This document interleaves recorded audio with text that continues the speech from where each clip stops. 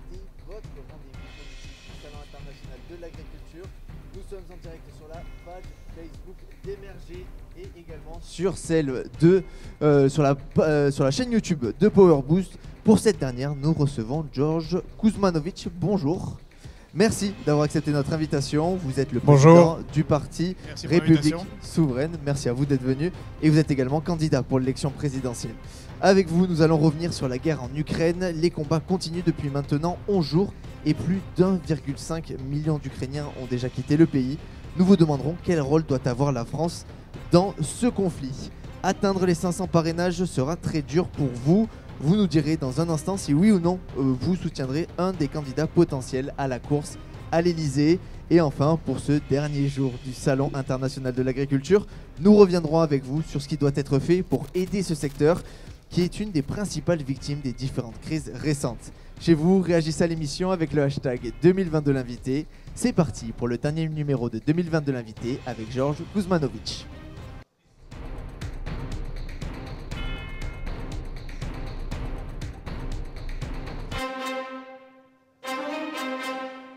George Kuzmanovic, pour débuter cette émission, on aime faire les présentations dans 2022 l'invité et un membre de notre équipe a sa façon bien à lui de les faire et il est avec nous.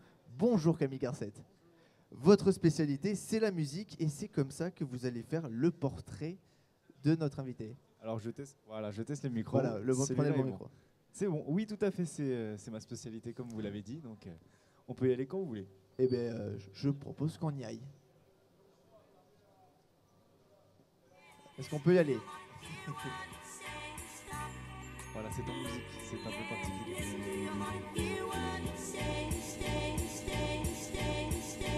George Kuzmanovic, serbe d'origine, aujourd'hui analyste géopolitique, mais avant cela on souligne une carrière bien remplie que je m'empresse de vous dire, un paquet de choses accomplies, issues de la société civile, se revendique authentique, d'y connaître la vraie France ainsi que ses problématiques, des énarques, des élites. Voir la France sous un autre prisme, on comprend votre passage chez la France insoumise.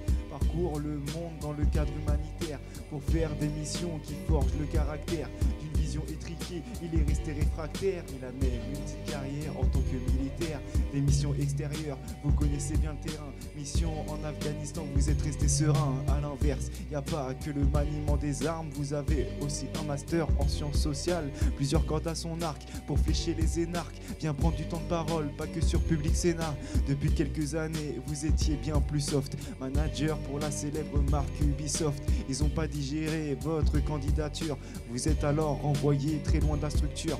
Souverainiste, mais surtout candidat. Et en vérité, beaucoup ne le savaient pas, c'est sûr. Pas même dans médiatique. George Kuzmanovic veut faire sa place en politique. Hey. Merci beaucoup, voilà. Camille Garcette. Mais je vous en prie. Merci pour ce portrait. George Kuzmanovic, qu'est-ce que vous pensez de ce portrait? Fidèle. C'est un portrait super sympa, moi j'adore. Ça voilà. Peut-être que est-ce qu'on peut le réutiliser? Écoutez, on en discutera. Allez, pourquoi pas. Merci beaucoup. Juste une remarque. Oui. Vous avez dit serbe, mais moi je me considère comme yougoslave. Enfin, j'étais yougoslave et ce pays a disparu. Tout à fait. Et maintenant qu'on a une nouvelle guerre en Europe, on oublie qu'il y a eu déjà plusieurs guerres en Europe. Plusieurs conflits en dans l'ex-Yougoslavie, malheureusement. Oui. Merci Camille Garcette pour ce portrait. Merci.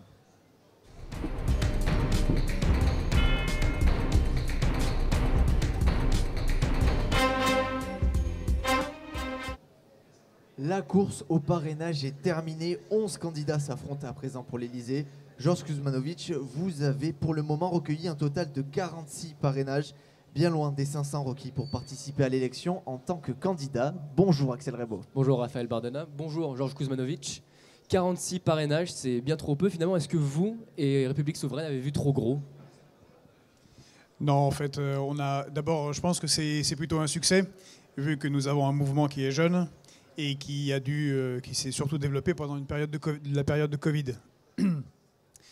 Contrairement à d'autres qui n'ont pas atteint les 500 parrainages et qui, pour certains, ont fait un peu mieux, on ne s'est absolument pas endetté. Donc on a tout fait avec la force militante. Et on a plutôt réussi dans ce contexte-là. Ce qu'on a mal anticipé, c'est les effets des réformes de la collecte des parrainages et en particulier un aspect qu'on a vraiment mal anticipé pour le coup, c'est le fait que les parrainages ne sont plus récoltés que sur un mois, donc pendant le mois de février.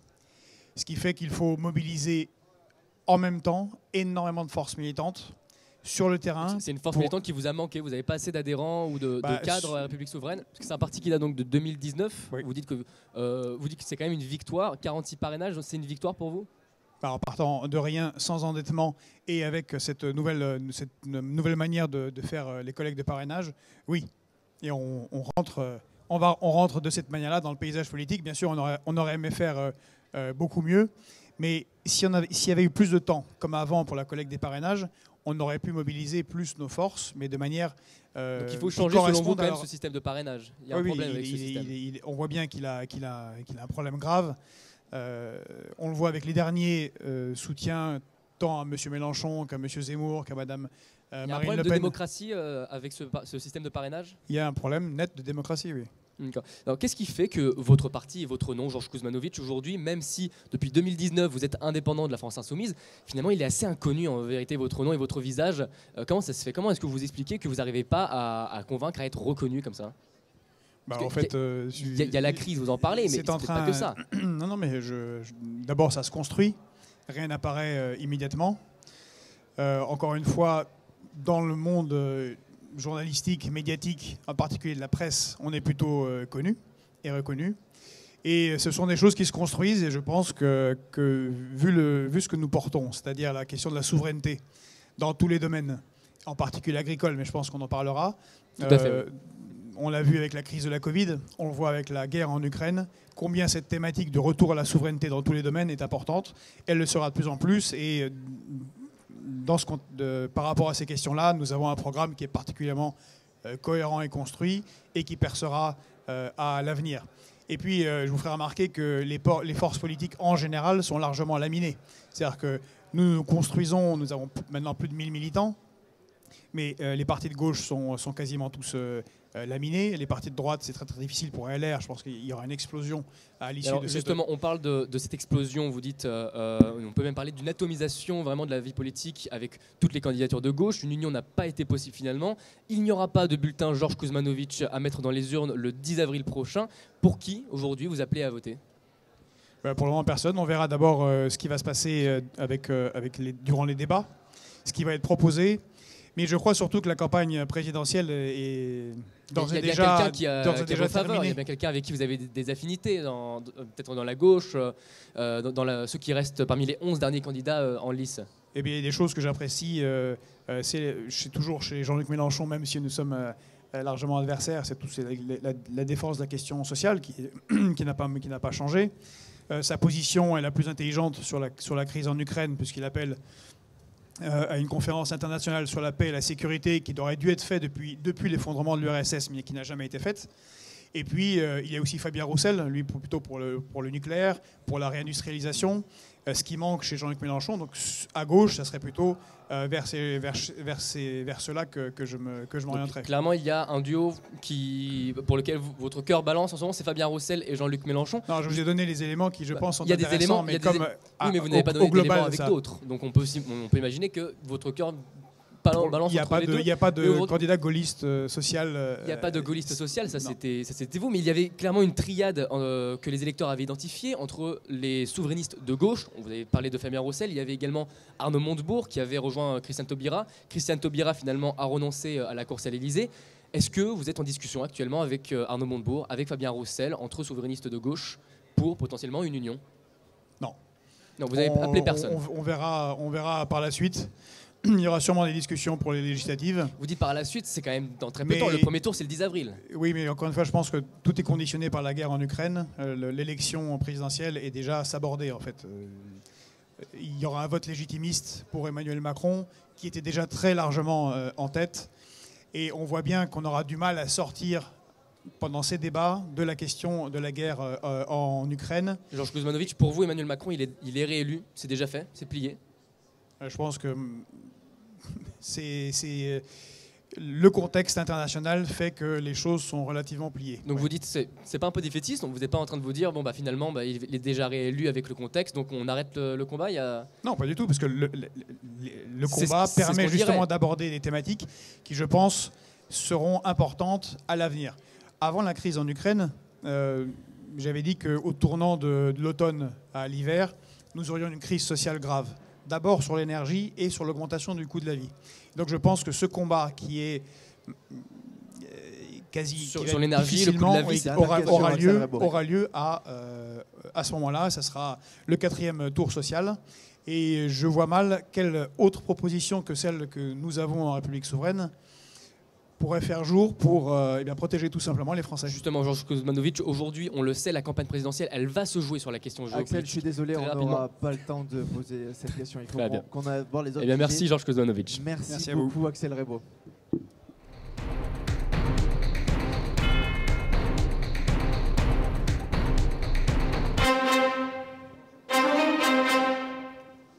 Alors que l'on entame le 11e jour depuis l'invasion russe, les combats se poursuivent et la capitale ukrainienne, Kiev, tient toujours des affrontements qui ont eu lieu près de la centrale nucléaire de Zaporozhye.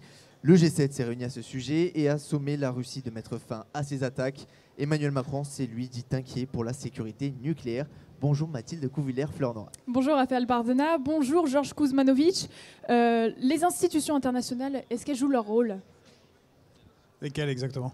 L'OTAN, l'ONU, est-ce que ça suffit? On voit malheureusement que l'ONU, c'est un machin, comme disait De Gaulle, assez fragile, qui a peu de possibilités d'action, si ce n'est une sanction morale et symbolique, ce qui a été fait, mais c'est bien peu. Quant à l'OTAN, c'est une organisation militaire dont vous savez que nous souhaitons la disparition, parce qu'elle est facteur de conflit, ou au moins nous souhaiterions que la France, comme à l'époque du général de Gaulle, sorte du commandement intégré. Et de cette manière-là, notre président aurait eu beaucoup plus de leviers d'action sur la Russie, parce que nous avons, nous justement, un siège permanent au Conseil de sécurité de l'ONU, et nous avons, contrairement à tous les autres pays européens, la dissuasion nucléaire, ce qui donne un statut très particulier à la France et une force réelle dans le monde, mais en étant entièrement intégré à l'OTAN, c'est Washington qui décide. Il faut sortir de l'OTAN, selon vous? Je pense que la France doit sortir du commandement intégré pour avoir sa voix, comme elle l'a eu en 2003. Vous vous souvenez avec Dominique de Villepin, justement, dans son célèbre discours à l'ONU, c'est parce que nous étions encore dans cette logique gaulliste où nous étions pas entièrement dépendants de l'OTAN. Maintenant, l'OTAN ne peut pas intervenir en Ukraine puisque l'Ukraine n'est pas dans l'OTAN. Et puis que ce serait un conflit direct qui se terminerait en conflit nucléaire. On peut pas, des pays qui ont la dissuasion nucléaire comme les États-Unis, la France ou la Russie ne peuvent pas entrer en conflit direct. Mais si et c'est ce que j'avais dit depuis 2 mois. J'ai encore écrit un article il n'y a pas longtemps dans la revue politique et parlementaire. Je pense qu'on a abandonné, on a beaucoup joué avec l'Ukraine et on l'a abandonné. Et ce qui se passe, c'est que malgré la résistance très forte, les choses sont, en termes de militaires, très mal emmanchées pour les Ukrainiens. Mais vous vous rendez compte que si on sort de l'OTAN, la France ne fait clairement pas le poids contre la Russie. Des petits chiffres comme ça, la Russie a 1 million de réservistes en stock. Nous, on en a 105 000. C'est clairement peu, c'est beaucoup peu. Pardon. Oui, mais nous ne sommes pas en guerre avec la Russie. Et je vous rappelle que l'ensemble de l'Union européenne, c'est 1,5 million de soldats. Je vous parle de sortir du commandement intégré de l'OTAN. C'est encore une fois, c'est les statuts que nous avions jusqu'en 2009 et qui permettaient à la France d'avoir un statut géostratégique spécifique. Et encore une fois, on ne peut effectivement, on est moins nombreux que les Russes, mais avant d'arriver en France, il y a quand même un certain nombre de pays. Et puis de toute façon, la question ne se pose pas en ces termes-là, mais surtout, et je vous le rappelle, nous avons la dissuasion nucléaire. Nous sommes le seul pays européen qui peut vitrifier la Russie ou la Chine en 2 heures. Donc bon, évidemment, personne ne le souhaite, mais ça donne un statut particulier. Et vous pensez que ça effraie Vladimir Poutine, ça, Georges Kuzmanovic? Le fait que la France ait l'arme nucléaire, vous pensez que ça effraie Vladimir Poutine? Par rapport à la France, oui, c'est ça la dissuasion nucléaire. Mais vous pensez que ça le stoppera? Parce qu'aujourd'hui, Vladimir Poutine, on l'a dit, il menace d'utiliser l'arme nucléaire. Donc est-ce que vraiment le fait qu'un pays ait, lui aussi, l'arme nucléaire, ça va le stopper dans sa progression? votre question est étrange. Je vous dis qu'il y a une dissuasion nucléaire qui fait que la France est protégée d'attaques nucléaires parce qu'elle peut en tout instant riposter au point de détruire définitivement l'adversaire, y compris la Russie, entièrement. Donc on ne peut pas être attaqué. Vous comprenez que c'est ça tout l'intérêt de la dissuasion nucléaire. Par contre, rien ne protège l'Ukraine. Mathilde. Concernant la migration massive qui va arriver, le Royaume-Uni, lui, a refusé les visas, il a refusé les Ukrainiens à sa frontière pour faute de visa. La France a dit, elle, qu'elle était ouverte à accueillir tout le monde. Est-ce que vous êtes pour ça, Georges Kuzmanovic? Bien évidemment. D'abord, ce ne sont pas des migrants, ce sont des réfugiés. Oui, des réfugiés, pardon. Et donc, il y a toujours des confusions quand on parle d'immigration. Là, ce sont des réfugiés de guerre. Il y a des accords de 1957 et de 1962. C'est les accords dont la France est signataire. C'est les accords de Genève sur les réfugiés de guerre et qui nous imposent, même si nous ne le voudrions pas, d'accueillir les réfugiés. Mais de toute façon, c'est un devoir moral. Et donc, effectivement, il faut les accueillir et s'organiser pour le faire bien. Ce qui va être difficile parce qu'on en est à 1,4, 1,5 million.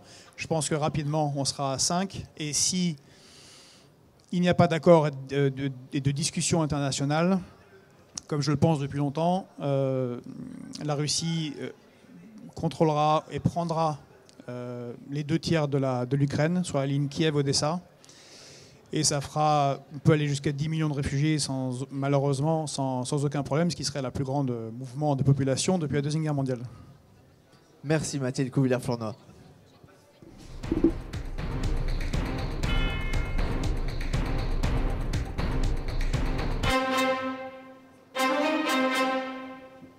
Dernier jour du Salon de l'Agriculture oblige, on s'intéresse aux enjeux agricoles français et surtout à ce que vous auriez souhaité mettre en place, Georges Kuzmanovic.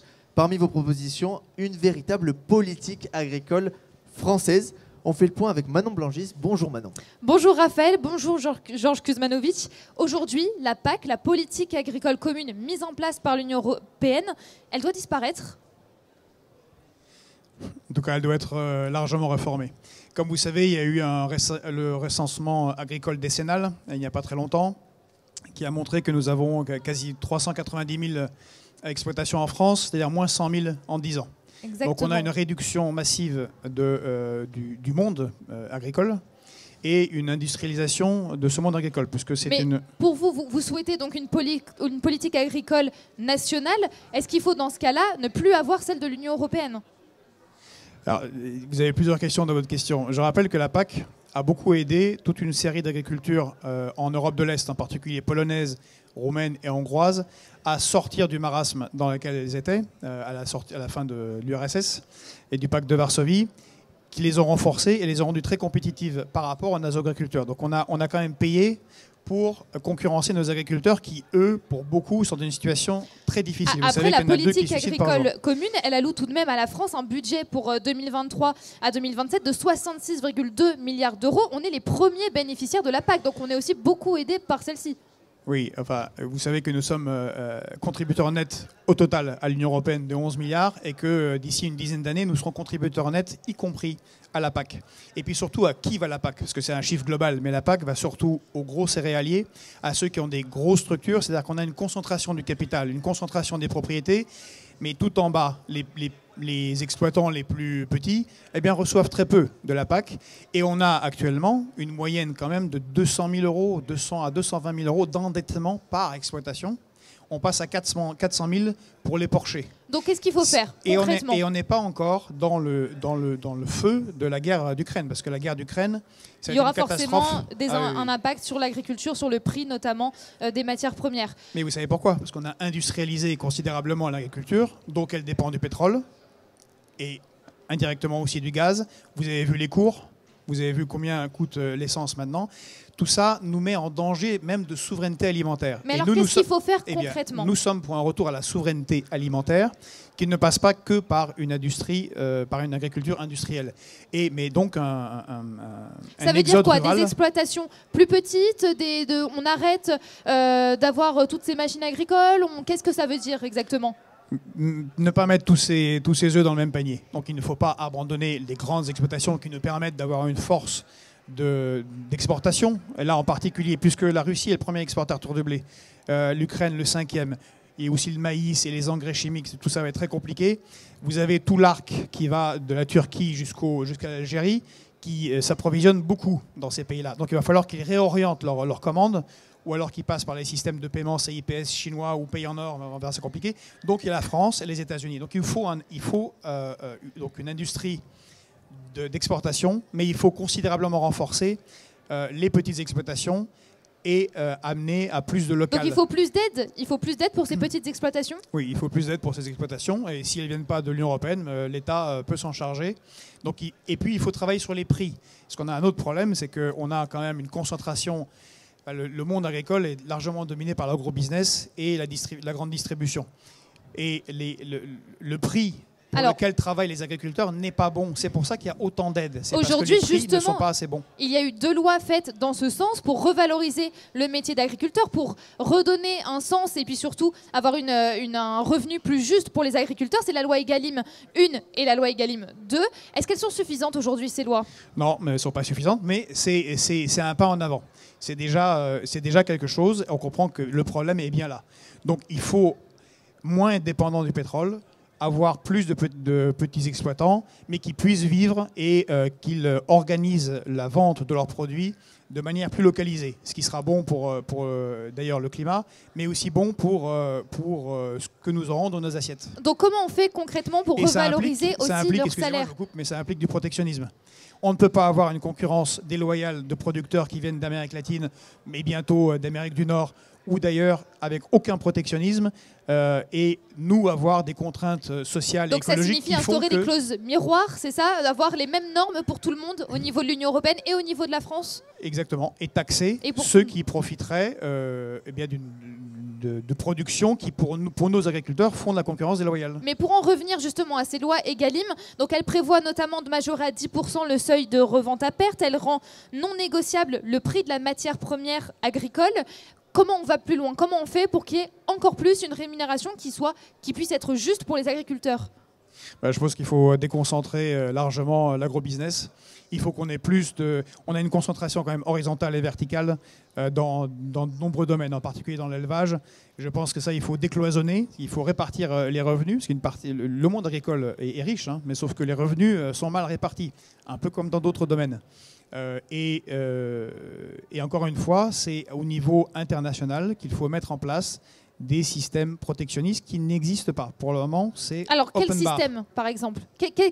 Concrètement, quelles mesures il faudrait mettre en place? Vous mettez une taxe à 60% ou 100% sur tel ou tel produit s'il n'est pas fait dans les conditions auxquelles c'est imposé à nos agriculteurs. C'est aussi simple que ça. Donc, mais c'est aller à l'encontre totalement de la logique de libre-échange et de l'Union européenne. L'Union européenne est la plus ouverte au vent de la mondialisation. Vous savez très bien que les agriculteurs américains, par exemple, sont très très protégés. On peut faire au moins comme les États-Unis, c'est-à-dire imposer un protectionnisme qui protège nos producteurs, et pourquoi pas faire, y compris dans l'agricole, un French Buy Act d'obligation pour les collectivités au moins d'acheter autour de chez elles, d'abord, si elles peuvent, des produits agricoles français. Dernière question, Madame Blangis. Alors, le but de la nouvelle politique agricole commune, c'est aussi de pousser à une agriculture plus verte, plus écologique. C'est ce que vous souhaitez aussi, d'ailleurs, favoriser les pratiques respectueuses de l'environnement et de la biodiversité, selon votre programme. Comment on fait sans la PAC? Comment on fait sans des aides à la transition? Qu'est-ce qu'il faut exactement? Encore une fois, je vous disais, la France est contributeur net de 11 milliards. La question que l'aide vienne de Bruxelles ou de Paris n'a aucune importance. C'est comment est-ce qu'elle est organisée. Est-ce qu'on est capable, nous, en tant que nation, d'apporter autant d'aide? On est un grand pays, mais encore une fois, on est contributeur net. Donc on peut, puisqu'on contribue aux autres. Mais il faudrait, dans ces cas-là, arrêter toute contribution à l'Union européenne. En tout cas, mieux la répartir et que ce soit plus juste pour nous. En tout cas, que ça vienne de Bruxelles ou de Paris, on doit assurer cette aide pour nos agriculteurs. Mais aujourd'hui, il faut des sanctions donc pour les exploitations qui ne respectent pas l'environnement, les nouvelles mesures? Je pense que ce n'est pas nécessaire de passer par les sanctions. Il vaut mieux pas à pas expliquer et rendre favorable la transition. Merci Georges Kuzmanovic. Et si je peux rajouter une dernière chose, le 18 mars... Rapidement. Le 18 mars, nous serons avec Philippe Grégoire, qui est président du mouvement national des éleveurs de nos régions, avec les représentants du SAMI social agricole, devant l'exploitation de la présidente de la FNSEA, pour demander où va l'argent public et comment est-ce qu'il est réparti et pourquoi il n'arrive pas autant chez les agriculteurs. Bien noté, Georges Kuzmanovic. Il faut vraiment qu'on avance. Merci voilà. Beaucoup, Manon Blangès. Merci à vous. Merci.